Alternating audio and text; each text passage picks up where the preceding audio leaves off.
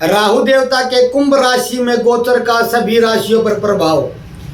पहले 8 राशियों पर वीडियो डाल चुका हूँ। मेष, वृषभ, मिथुन, कर्क का एक पार्ट डाला था।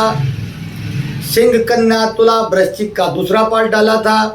आज अंतिम 4 राशियां धनु, मकर, कुंभ, मीन को लेकर आपके सम्मुख उपस्थित हूँ। यदि राहु के साथ में केतु का गोचर भी होता है, दोनों एक दूसरे से 7वें समान डिग्री पर होते हैं और समान डिग्री पर रहते हैं और एक ही साथ में राशि परिवर्तन करते हैं। आपकी राहु की महादशा है, राहु की अंतर्दशा है या प्रत्यंतर दशा है, तो राहु का गोचर प्रभावी है। और केतु की महादशा अंतर या प्रत्यंतर है तो केतु का गोचर प्रभावी है। आज राहु का गोचर कंप्लीट करने के बाद कल से केतु पर वीडियो डालना प्रारंभ करूंगा। आशा है आपको पसंद आएगी।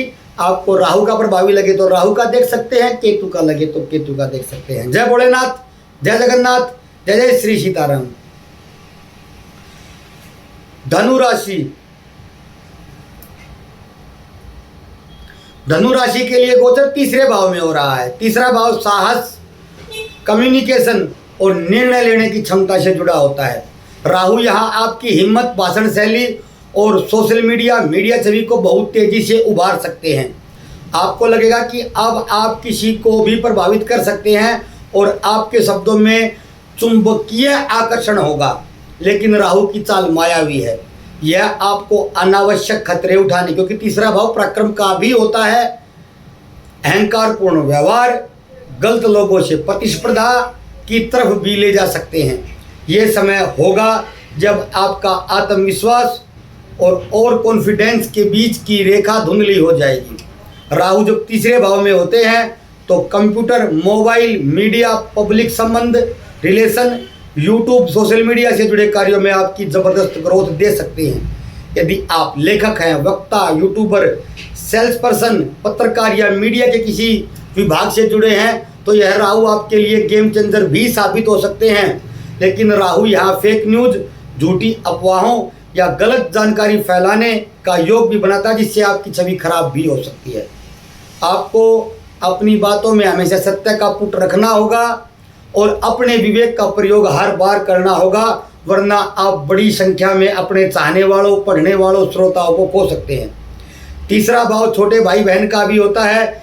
राहु यहाँ पर स्थित होकर आपके छोटे भाई बहन के जीवन में उथल पुथल भी ला सकते हैं। वे मतलब आपके छोटे भाई बहन कोई अप्रत्याशित निर्णय ले सकते हैं, जैसे अचानक घर से छोड़कर दूर जाना, कहीं दूसरे स्टेट में जाना, विदेश जाना, करियर बदलना।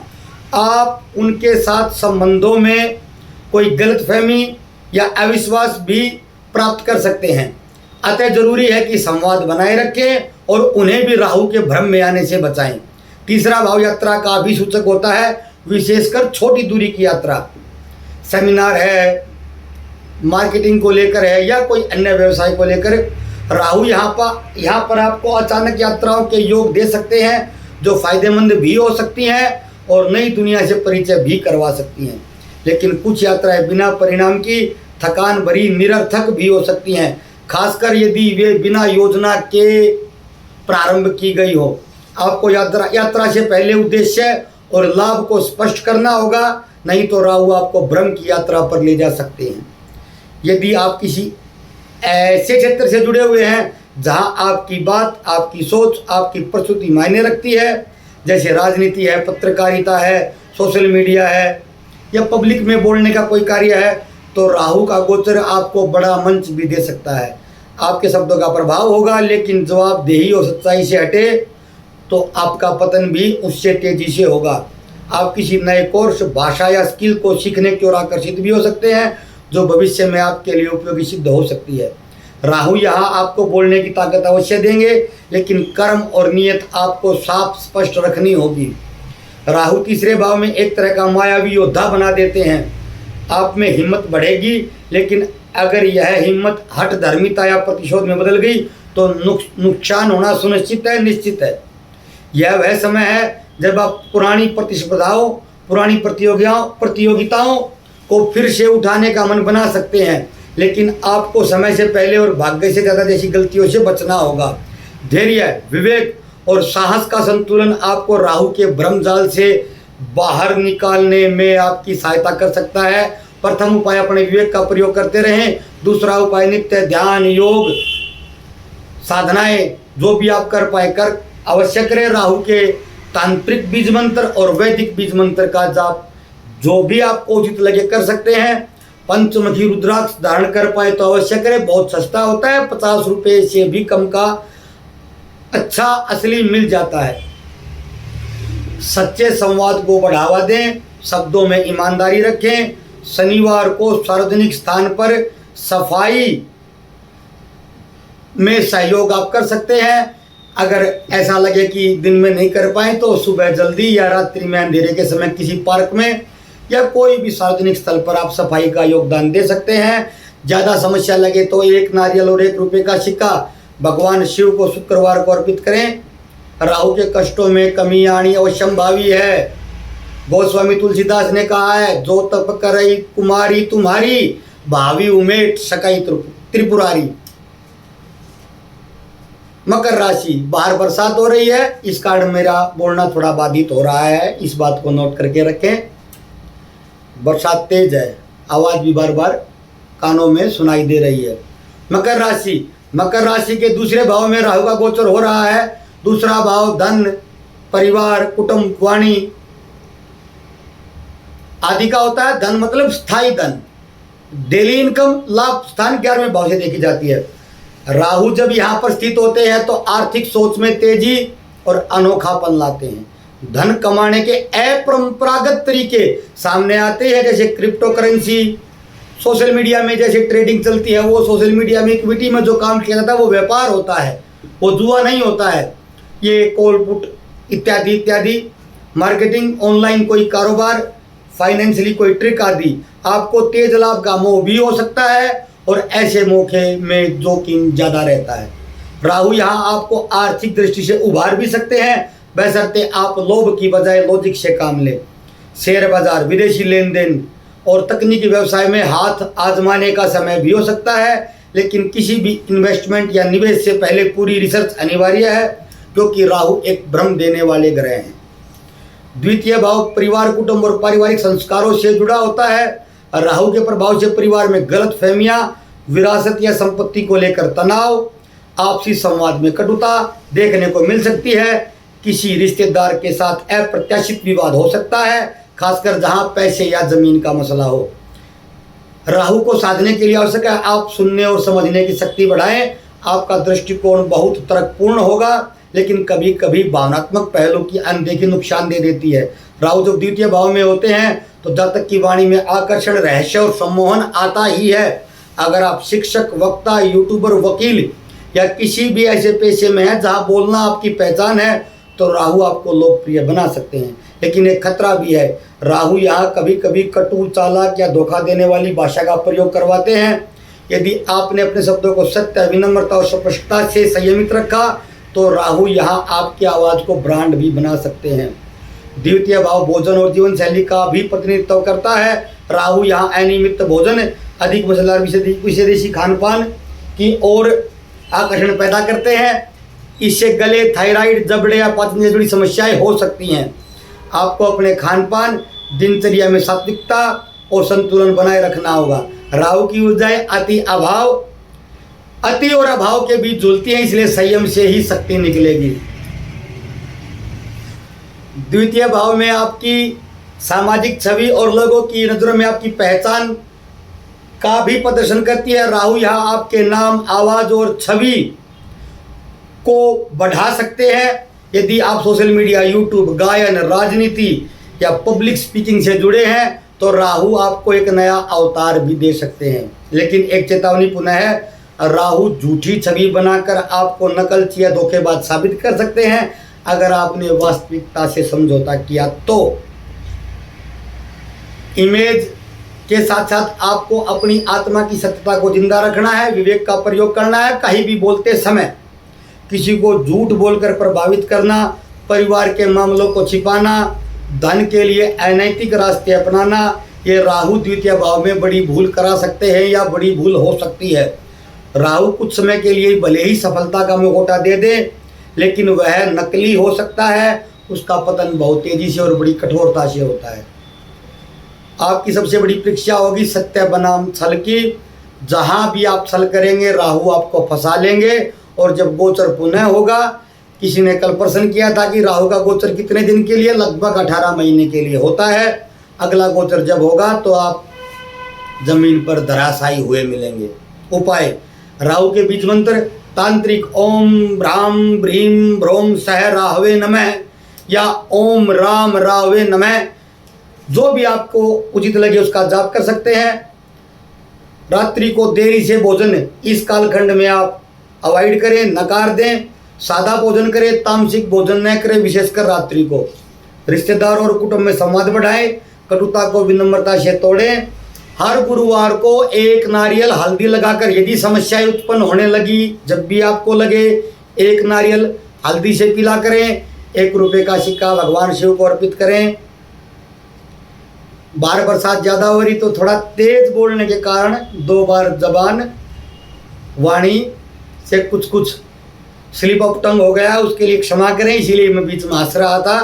कुंभ राशि, कुंभ राशि के गोचर प्रथम भाव में हो रहा है। प्रथम भाव यानी कि आपका व्यक्तित्व, प्रथम भाव यानी कि आपका व्यक्तित्व। राहु के प्रथम भाव में आने का सबसे बड़ा असर पड़ेगा आपके स्वभाव और सोचने के तरीके पर।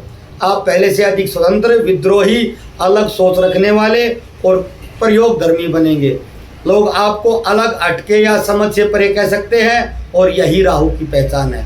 आपका निजी चिंतन, निजी विचारधारा, धार्मिक दृष्टिकोण और जीवन की प्राथमिकताएं अचानक बदल सकती हैं।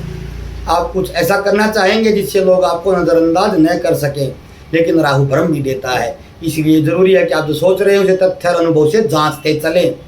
राहु प्रथम भाव में शारीरिक ऊर्जा को असंतुलित करते ही हैं।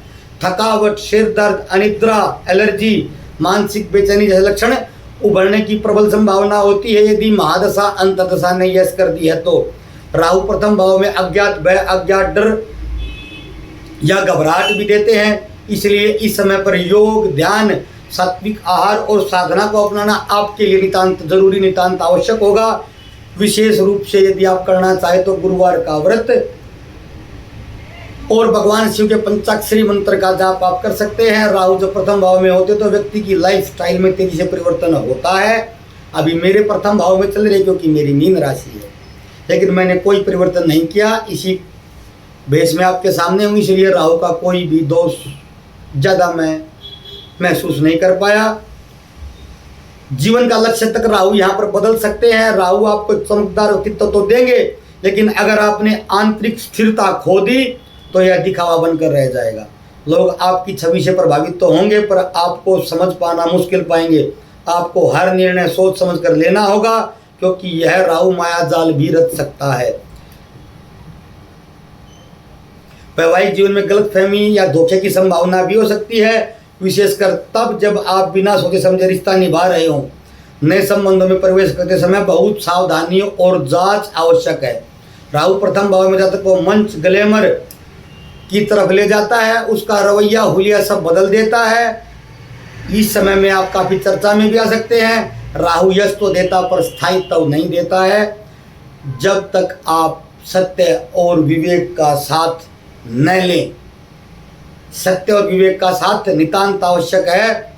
राहु आपकी महत्वाकांक्षा को आसमान तक ले जाएगा, परंतु यदि जड़ें मजबूत नहीं हुई तो अगले गोचर तक आप जमीन पर धराशायी गिरे होंगे। उपाय, राहु के बीज मंत्र या तांत्रिक मंत्र का जाप करें। नारियल के तेल की मालिश प्रत्येक शनिवार को सप्ताह में 1 बार पूरे शरीर पर करते रहें।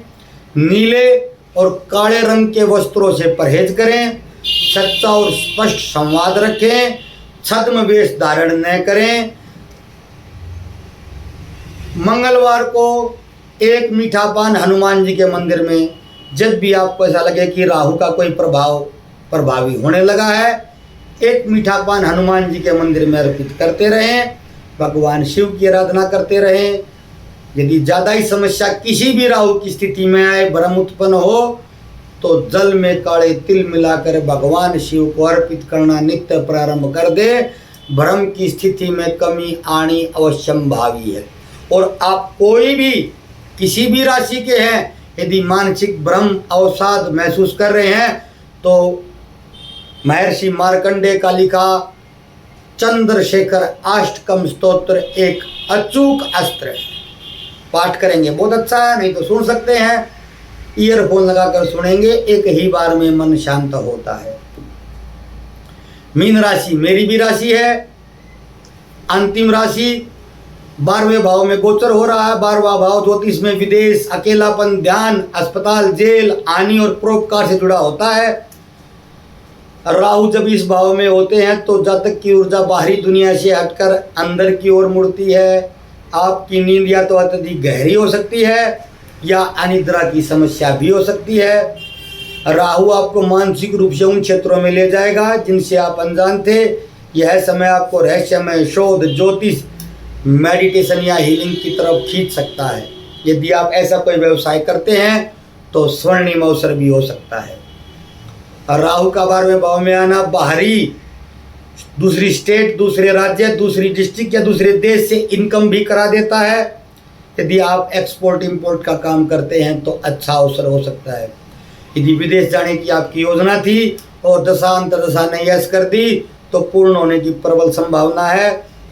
वीजा संबंधी पेच या गलत कागज कार्रवाई से बचें, इसमें अनचाही देरी या धोखा भी हो सकता है। राहु का 12वें भाव में आना, नींद में गड़बड़ी, बार बार जागना, अजीब सपने आना, ये संकेत भी देते हैं और ये समस्याएं भी हो सकती हैं।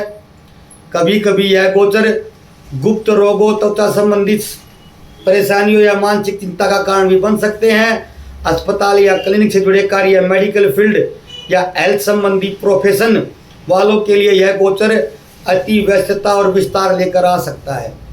और जो जातक स्वास्थ्य को नजरअंदाज करेंगे उनके लिए राहु धीमे धीमे हालात बिगाड़ सकते हैं। परिवार वालों से मनमुटाव हो सकता है, वैवाहिक जीवन में भी मनमुटाव हो सकता है, गुप्त संबंध में फंसने की भी आशंका है।